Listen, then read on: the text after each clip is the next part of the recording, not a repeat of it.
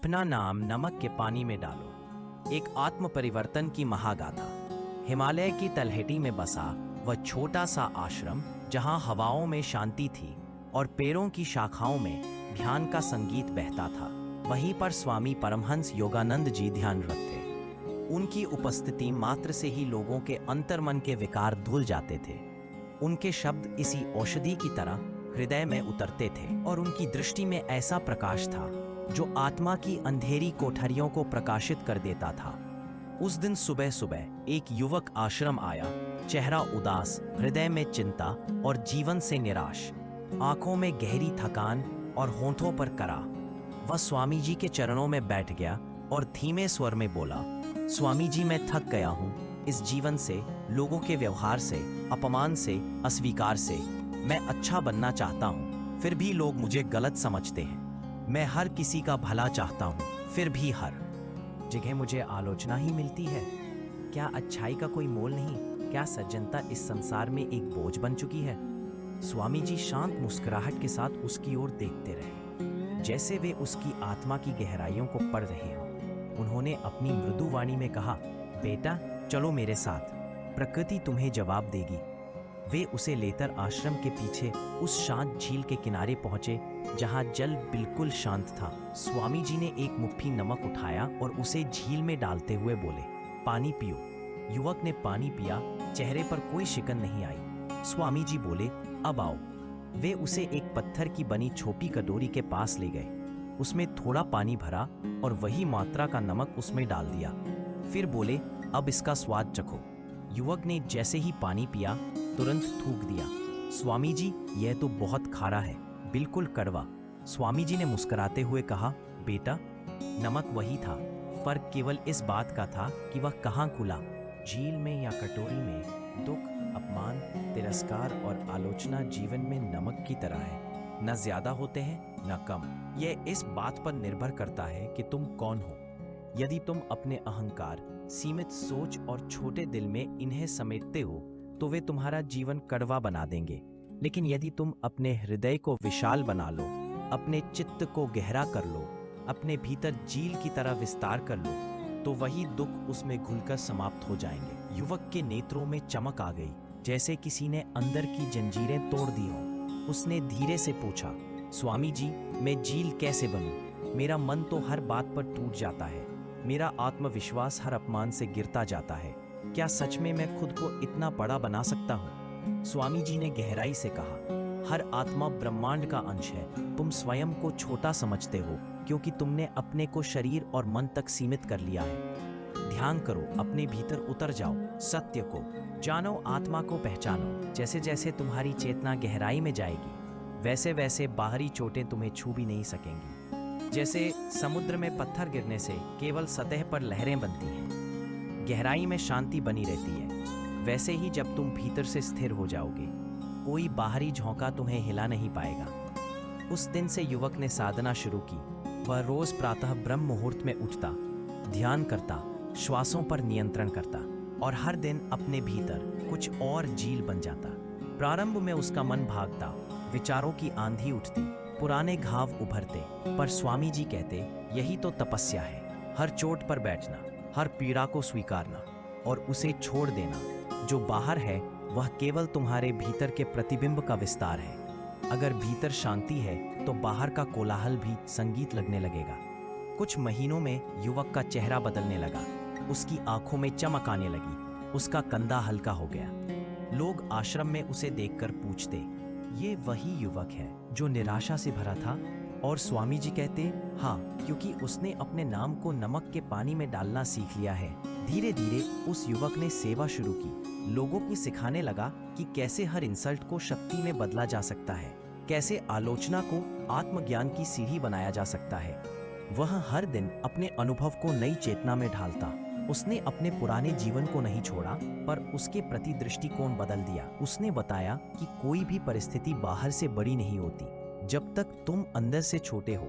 उस युवक की कहानी दूर दूर तक फैलने लगी, लोग उसकी बातें सुनने आने लगे और वह कहता, स्वामी जी ने मुझे झील बनाया, अब मैं उस जल को सबके भीतर बहाना चाहता हूँ। वह कहानी सुनाता, एक बार एक आदमी ने मुझसे कहा कि मैं किसी लायक नहीं, पहले मैं टूट गया, अब मैं मुस्कुरा देता हूँ, क्योंकि मैंने वह वाक्य अपने मन की झील में डाला और वह घुल गया। वह युवक अब केवल बाहर नहीं, भीतर भी देखना सीख रहा था। उसने अपने भीतर उठते हर विचार को देखा, हर भाव को स्वीकारा। जब कोई पुराना अपमान उसकी स्मृति में उभरता तो वह उसे बंद कर भागता नहीं था, बल्कि ध्यान में बैठ उसे केवल एक विचार की तरह देखता।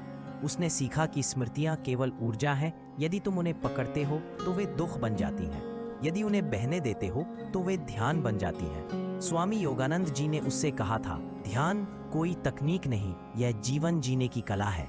जब तुम हर क्षण में पूर्ण उपस्थिति से रहोगे तो बाहरी दुनिया तुम्हारा कुछ नहीं बिगाड़ सकती। एक दिन वह युवक नदी के तट पर बैठा था। उसने देखा कि पत्थर पर पानी गिरता है और धीरे धीरे उसे घिस देता है। फिर वह सोचने लगा कि अगर जल की निरंतरता एक कठोर पत्थर को भी बदल सकती है, तो क्या मैं अपनी आदतें, अपने दुख, अपने मन के कठोर भावों को नहीं बदल सकता? उसी क्षण उसे भीतर से उत्तर मिला, हाँ, लेकिन जल की तरह निरंतर बनो, झील की तरह स्थिर और आकाश की तरह व्यापक। वह रोज ध्यान करता, सेवा करता और सबसे बड़ी बात, वह अब प्रतिक्रिया नहीं करता था। लोग कभी उसकी निंदा करते तो वह केवल मुस्कुराता, कभी कोई उसकी प्रशंसा करता तो भी वह भीतर शांत रहता।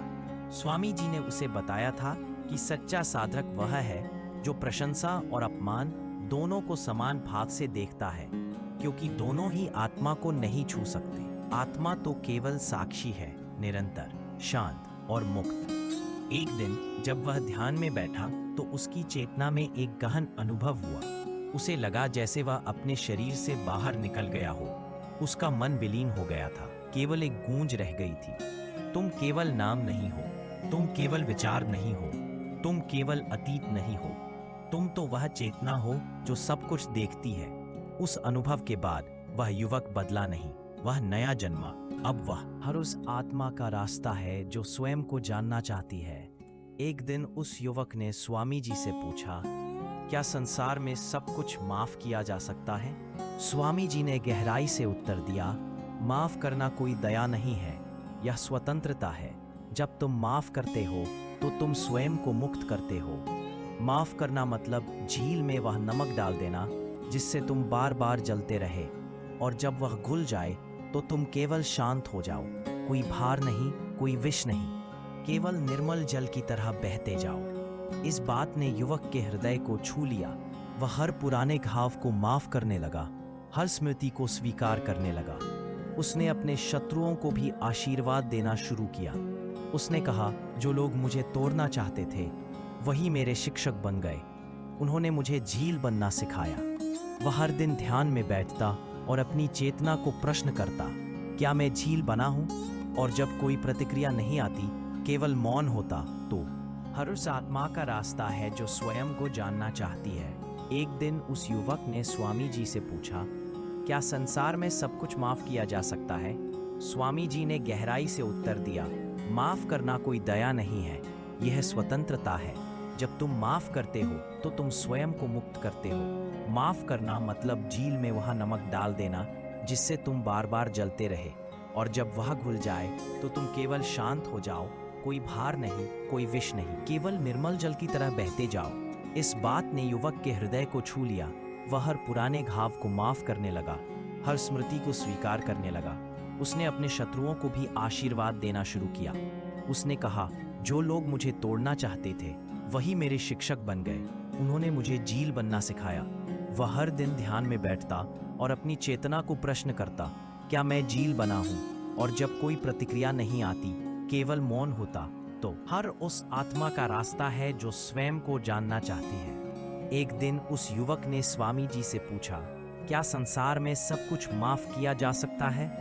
स्वामी जी ने गहराई से उत्तर दिया, माफ करना कोई दया नहीं है, यह स्वतंत्रता है। जब तुम माफ करते हो तो तुम स्वयं को मुक्त करते हो। माफ करना मतलब झील में वहां नमक डाल देना जिससे तुम बार बार जलते रहे, और जब वह घुल जाए तो तुम केवल शांत हो जाओ। कोई भार नहीं, कोई विष नहीं, केवल निर्मल जल की तरह बहते जाओ। इस बात ने युवक के हृदय को छू लिया। वह हर पुराने घाव को माफ करने लगा, हर स्मृति को स्वीकार करने लगा। उसने अपने शत्रुओं को भी आशीर्वाद देना शुरू किया। उसने कहा, जो लोग मुझे तोड़ना चाहते थे वही मेरे शिक्षक बन गए। उन्होंने मुझे झील बनना सिखाया। वह हर दिन ध्यान में बैठता और अपनी चेतना को प्रश्न करता, क्या मैं झील बना हूँ? और जब कोई प्रतिक्रिया नहीं आती, केवल मौन होता, तो वह समझ जाता, हाँ, अब मैं झील बन गया हूँ। समय बीता। वह युवक अब गुरु बन चुका था। उसके चारों ओर साधकों की भीड़ होती, लेकिन वह भीड़ में रहते हुए भी अकेला था, स्थिर था, निर्विकार था। और जब कोई नया साधक आता, वह उसे केवल एक ही बात सिखाता, अपना नाम नमक के पानी में डालो, लेकिन कटोरी में नहीं, झील में। तब तुम देखोगे कि तुम्हारा नाम क्या है। क्या वह अपमान से डरता है या आत्मा में स्थिर है? एक बार एक छोटा बालक उसके पास आया और बोला, गुरुजी, मेरे दोस्त मेरा मजाक उड़ाते हैं, मैं रो पड़ता हूँ, क्या मैं कमजोर हूँ? गुरु ने उसे गले लगाया और कहा, तुम कमजोर नहीं, तुम अभी कटोरी हो, लेकिन यदि तुम ध्यान करोगे, प्रेम करोगे और क्षमा करना सीखोगे तो तुम झील बन जाओगे, और तब किसी का भी मजाक तुम्हारे भीतर घुलकर नष्ट हो जाएगा। वह बालक धीरे धीरे साधना करने लगा और उस युवक की तरह बन गया। ऐसे ही न जाने कितनी आत्माएं उस एक झील से झरनों की तरह निकलने लगी। एक चेतना से अनेक चेतनाएं जागने लगी, और वह झील अब केवल एक व्यक्ति नहीं थी, वह एक शिक्षा बन गई, एक परंपरा बन गई, एक उदाहरण बन गई। उस झील की गहराई अब केवल प्रतीक नहीं रही थी, वह युवक अब अपने भीतर सचमुच एक झील बन चुका था। एक ऐसा शांत सरोवर जिसमें बाहर की कोई भी घटना, कोई भी वाणी, कोई भी व्यवहार अब हलचल नहीं मचा पाते थे। उसकी चेतना अब सतह से गहराई की ओर प्रवाहित हो गई थी, और वहां केवल मौन था, केवल साक्षी भाव, केवल ईश्वर की उपस्थिति। एक दिन ध्यान में बैठे हुए उसने अपने भीतर प्रकाश का विस्फोट अनुभव किया, जैसे किसी ने उसके सिर पर आकाश खोल दिया हो, और वह स्वयं को ब्रह्मांड के साथ एकाकार होता महसूस करने लगा। उसे कोई नाम, कोई पहचान, कोई विचार याद नहीं रहा। बस एक कंपन, एक लय, एक दिव्य ध्वनि भीतर गूंजने लगी, मैं वह हूं जो सदा था, जो सदा रहेगा। जहां लोग दुख में हैं, पीड़ा में हैं, अपमान के विष से जल रहे हैं, उन्हें झील बनाना सिखाओ। उन्हें बताओ कि आलोचना और अपमान कोई समस्या नहीं, समस्या केवल यह है कि हम उन्हें अपने भीतर कितना स्थान देते हैं। युवक ने प्रणाम किया और निकल पड़ा उस यात्रा पर जहां वह एक दीपक बनकर चलने वाला था। वह गांव-गांव गया। उसने खेतों में काम करते लोगों को झील बनने की शिक्षा दी। उसने दुकानदारों को बताया कि ग्राहक की कठोर बातें, जहां लोग दुख में हैं, पीड़ा में हैं, अपमान के विष से जल रहे हैं, उन्हें झील बनाना सिखाओ। उन्हें बताओ कि आलोचना और अपमान कोई समस्या नहीं, समस्या केवल यह है कि हम उन्हें अपने भीतर कितना स्थान देते हैं। युवक ने प्रणाम किया और निकल पड़ा उस यात्रा पर जहां वह एक दीपक बनकर चलने वाला था। वह गांव-गांव गया। उसने खेतों में काम करते लोगों को झील बनने की शिक्षा दी। उसने दुकानदारों को बताया कि ग्राहक की कठोर बातें, बोले, अब तुम तैयार हो, अब तुम केवल साधक नहीं, साधना बन चुके हो। अब तुम्हारा जीवन स्वयं एक उत्तर है। अब तुम्हें शब्दों की आवश्यकता नहीं, तुम्हारी उपस्थिति ही शिक्षा है। यह सुनकर युवक की आंखें भर आईं। वह बोला, स्वामी जी, यह सब आपकी कृपा से हुआ। आपने मेरे भीतर के अंधकार में दीपक जलाया। स्वामी जी ने मुस्कुराकर कहा, मैंने केवल रास्ता दिखाया, दीपक तो तुमने स्वयं जलाया है। फिर उन्होंने कहा, अब तुम दुनिया में जाओ, जहां लोग दुख में हैं, पीड़ा में हैं, अपमान के विष से जल रहे हैं। उन्हें झील बनाना सिखाओ। उन्हें बताओ कि आलोचना और अपमान कोई समस्या नहीं, समस्या केवल यह है कि हम उन्हें अपने भीतर कितना स्थान देते हैं। युवक ने प्रणाम किया और निकल पड़ा उस यात्रा पर जहां वह एक दीपक बनकर चलने वाला था। वह गांव-गांव गया। उसने खेतों में काम करते लोगों को झील बनने की शिक्षा दी। उसने दुकानदारों को बताया कि ग्राहक की कठोर बातें केवल नमक है, उन्हें दिल में मत रखो, आत्मा में घुलने दो। वह स्कूलों में बच्चों को सिखाने लगा कि जब कोई तुम्हें नाम लेकर चिढ़ाए तो तुम मुस्कुराओ, क्योंकि तुम्हारा नाम केवल एक ध्वनि है, तुम तो आत्मा हो जो ध्वनि से परे है। एक बार एक वृद्ध उसके पास आया और बोला, बेटा, मेरी बहू रोज मुझे अपमानित करती है, मैं क्या करूं? युवक ने उसकी आंखों में देखा और कहा, बाबा, वह जो कहती है वह उसके भीतर की वेदना है। लेकिन आप अगर उसे पकड़ लोगे तो वह आपकी भी पीड़ा बन जाएगी। आप उसे झील में डाल दो, देखना वह नमक बनकर घुल जाएगा। वह वृद्ध रो पड़ा, बोला, मैंने पूरी जिंदगी कटोरी बनकर बिताई, अब अंत में जाकर झील बनने की प्रेरणा मिली। उसी समय युवक ने कहा, कभी देर नहीं होती, आत्मा का विस्तार कभी उम्र नहीं पूछता, वह केवल मौन का निमंत्रण मांगता है। इस प्रकार वह जहां भी जाता लोगों के भीतर शांति का बीज बो देता और उन्हें आत्मा की उस केवल नमक है, उन्हें दिल में मत रखो, आत्मा में घुलने दो।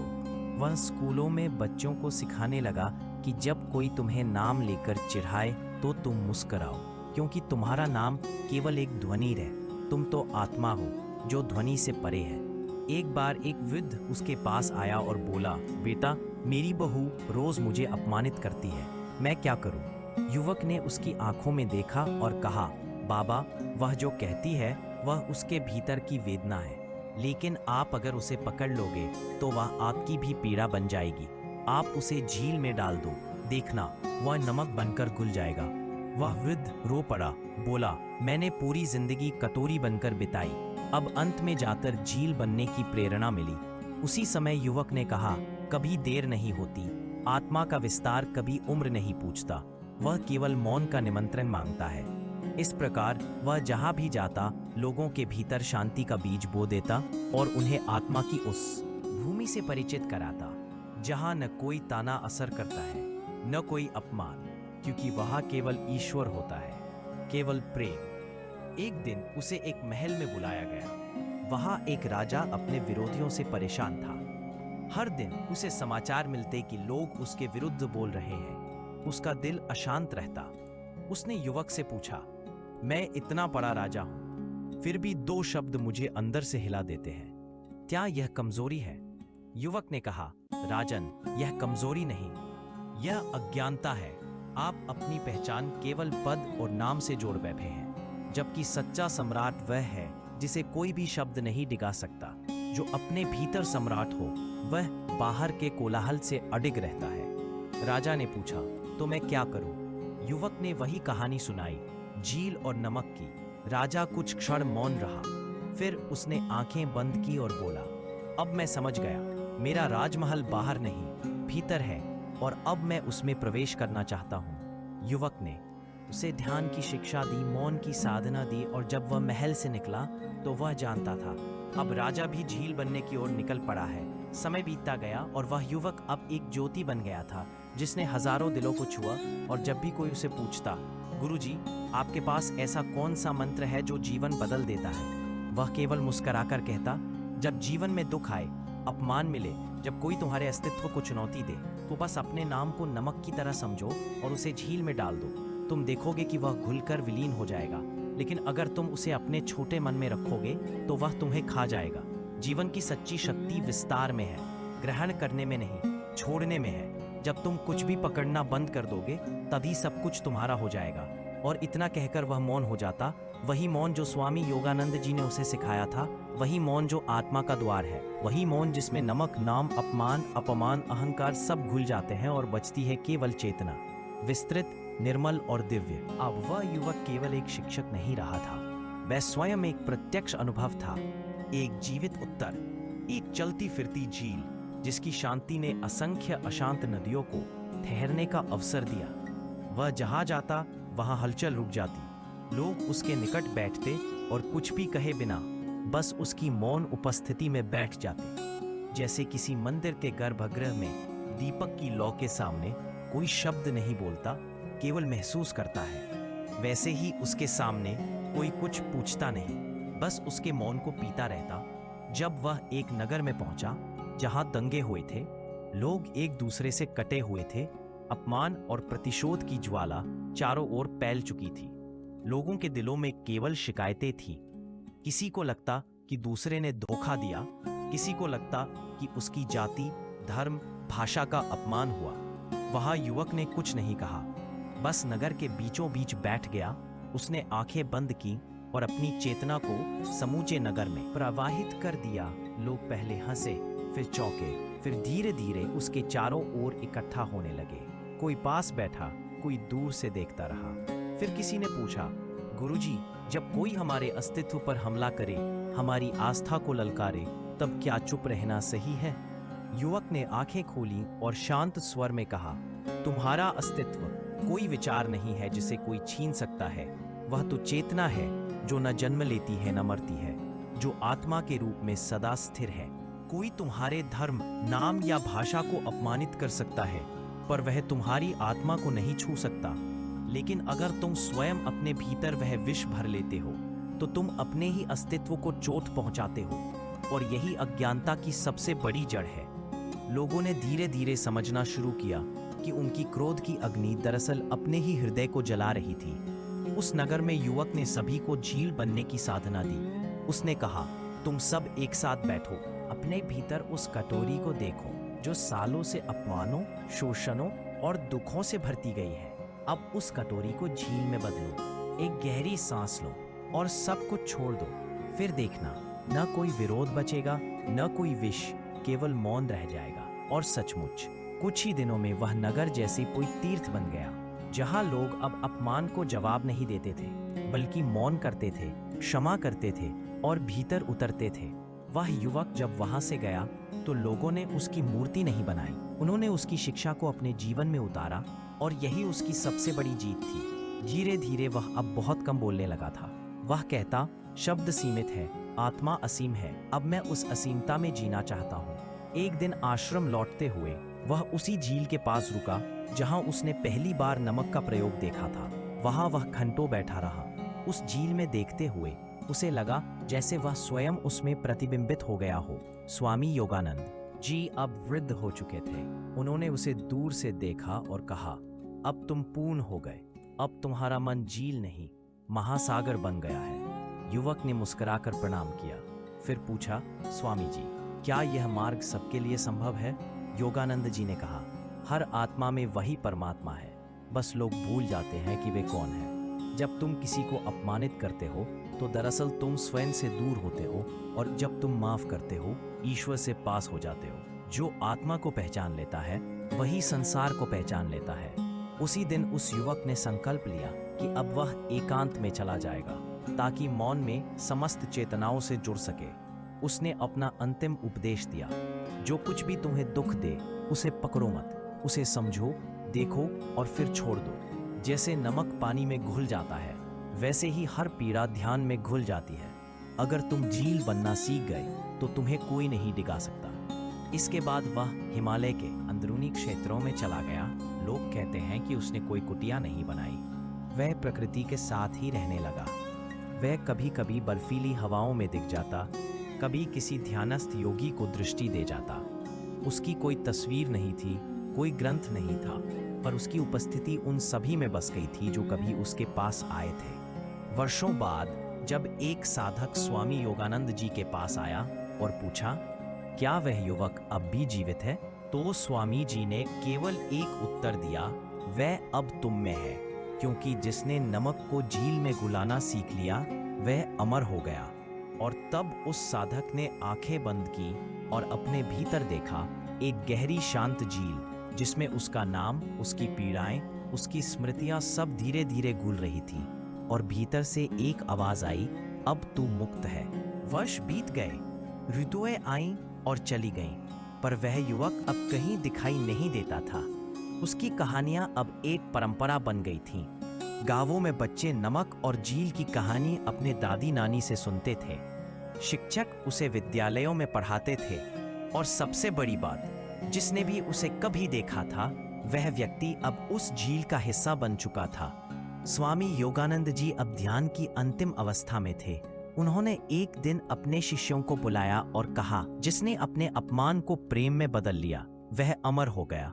वह युवक अब किसी शरीर में नहीं, किसी नाम में नहीं, वह हर उस आत्मा में बस गया है जो पीड़ा को शक्ति में बदलना चाहती है। और फिर उन्होंने मौन ओढ़ लिया, वह मौन जो सब कुछ कहता है बिना बोले। एक दिन एक साधक अकेले पहाड़ों में ध्यान कर रहा था। वह बहुत दुखी था, जीवन में अपनों से चोट खाई थी, शब्दों के तीर झेले थे, और अब वह थक चुका था।